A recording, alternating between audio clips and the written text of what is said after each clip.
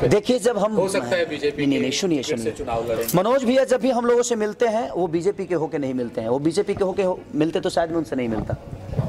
वो एक आर्टिस्ट है, वो एक अच्छे इंसान है। हमारी व्यक्तिगत रिलेशन है उनसे, और मेरी व्यक्तिगत रिलेशन लालू यादव से भी है, मेरी व्यक्तिगत रिलेशन मोदी जी से भी है, राहुल जी से भी है, मेरी व्यक्तिगत मायावती जी से भी है और अखिलेश जी से भी है।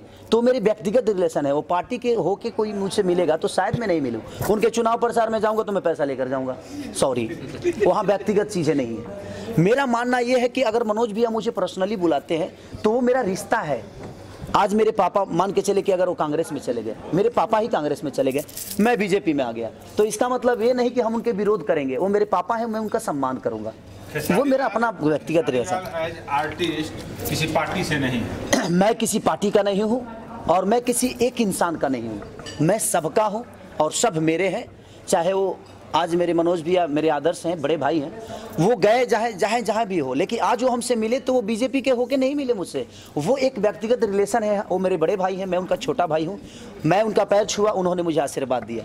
तो वहाँ कोई पार्टी का ऐसा नहीं कि कमल का फूल मेरे बाल में खोस दिया कि नहीं बेटा कमल का फूल लेते जाओ। उन्होंने हाथ अपना रखा मेरे ऊपर और उन्होंने आशीर्वाद दिया कि खुश रहो। तो वो हमारा व्यक्तिगत दो बड़े भाई और छोटे भाई का रिलेशन है।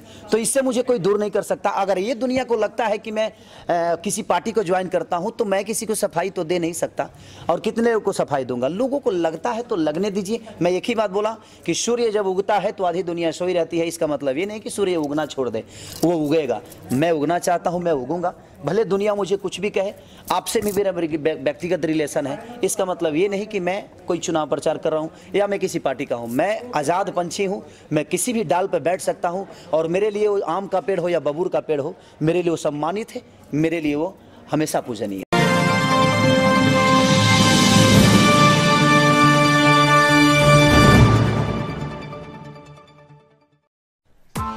Press the bell icon on the YouTube app and never miss another update.